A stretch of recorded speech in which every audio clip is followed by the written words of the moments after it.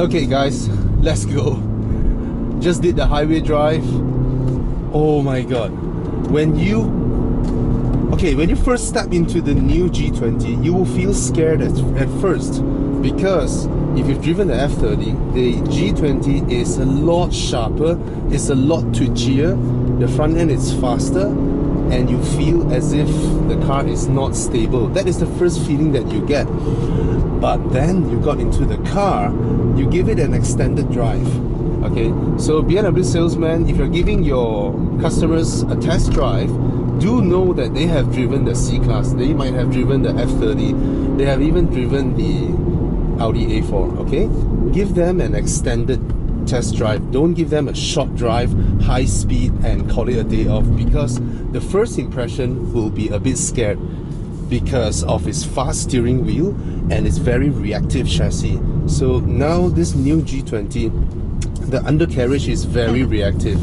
It is, can I say it's sensitive, or I can say it's sharp, okay? It reacts. It constantly sort of gauge what you're trying to do. In surroundings that are as quiet as so look at how the car does this. Look at it go, look at it go. My god, it's not just grip, it's the chassis. The chassis is so good. I must admit, the first time when I drive the G20, I was scared shit when we were driving so fast that, and then steering wheel has no feel. I mean, you have no choice about that. The steering wheel has no feel now, but it's so sharp, it's so accurate. You can go so fast in this car. It's such an effective car. If you are thinking about buying a 335i, thinking that maybe I can get the 335i, I mean the old one, right? And it should be a more capable car than the new G20. No, this engine, this 258 horsepower engine with 400 Newton meters of torque, right? This engine can outrun a stock 335i. I guarantee you, the way it pulls, the way it maintains torque, my god, and the way this car just reacts when you go for sporty driving, damn. You know, I was very reserved when I first drove this car because I was scared shit, because I can't feel the steering wheel and it feels so different from the usual F30s that I've driven over the years. But this one just brings it to another level. Damn.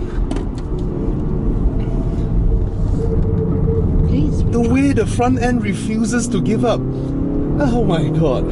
I'm sure these tires are pretty alright, but it's not the tires, it's the chassis that is able to put down the mechanical grip in such an effective manner. Wow. Please try again in surroundings that are as quiet as possible. Sorry, I haven't disabled that, but damn, this car is extremely capable this round. Extremely capable. The grip levels. You know, certain cars, we can tell that, oh, the tires are doing the work for the car. The car is sending the loads to the tire. But this one feels as if it's working with the tire. Look at this. Look at the car. Look at it reacting. Look at it dancing. Hello. My god. This fluidity. I don't feel scared at all. You know, that's what's... I'm driving faster than when I'm driving the E63. I was scared shit in the E63. Look at how this car dances. Damn. Whoa. Please select an entry from the list. Beautiful. Beautiful body motion. My god. What have you guys done, BMW? Look at the front end. The front end refuses to give up. I'm sorry. Ooh. Sometimes I seem to be somewhat hard of hearing. Alright, let's do this. Oh, this car is a wet dream. If you're a keen driver and you want a family car, no, they have nothing else to pick in this segment. This beats the XE. I'm sorry, the first time I drove the G20, I said that the XE still feels nicer to drive. But this beats it, man. Now that I've had an extended time behind the wheel and I got used to it, I will let you guys know what is the thing that makes me scared at first. Alright, but that is only during the first time you got on the car onto the highway. But after you understand how the car reacts, now that it's more responsive, right? After you understand that, right, you dare to explore this car. My God. Oh, this is already now my most satisfying Genting run. Okay, it's fluid. It's not just outright firepower like the GLA 45. You know, this is, you know, when I drove the Mazda 6, I was smiling all up. This is, yeah, 3 times that. That same sensation, 3 times that. Oh, lovely, lovely. This is beautiful. I'm smiling. I am smiling. Alright, we're there. Let's come down and have a look at the car. And it sounds great. Doesn't it sound great? Damn.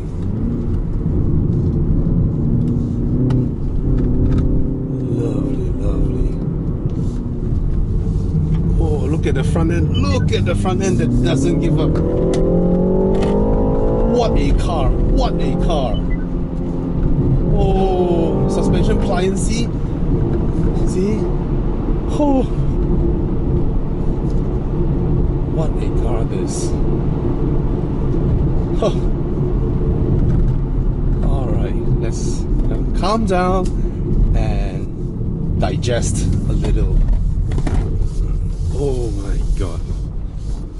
Alright guys, let's sum everything up. You see, now I'm in the traffic jam, like how most of you are, and I'm in the most comfortable setting that I can find in this car. But when I apply throttle and then I let go of the throttle, you will see my head bob around a little bit. Okay, this is the one thing that you have to understand, that in order to create the new G20, to make it more responsive to your inputs, to make it more edgy to drive, to make it sportier, they have to give up a little bit of that pliantness, right? So what is pliant? Pliant means delayed sensation of how the car reacts to the road, right? When the car reacts to a lot of impurities, if the car irons it out, right, magic carpets over it, it's about dialing in pliantness, whereby it softens the reaction of the car, be it your throttle input or be it the road surface and all that, and then you have a very comfortable ride, right? Everything is absorbed in a way, right? Think of the car as a gimbal, right? You have a lot of surface movements and all that, but the gimbal softens everything up. But in the G20, they want to find back that ultimate driving machine feel, right? So they make the car very responsive, not just to your throttle inputs when you're in comfort mode, not just your steering wheel, but also the road impurities as well. So it's a return of more purist driving sensation, and keen drivers would appreciate it, but I'm not sure, because Hello. What can I help you with? I'm not sure if this is an improvement per se over the F30, because the F30 is extremely comfortable, extremely pliant, and it is the type of car, the type of characteristics that everybody in front of me and behind me wants day in and out. However, what this car is now good at, you know, in driving mountain roads and all that, being extremely sharp at the apex, all these are stuffs that everyday people never really use, right?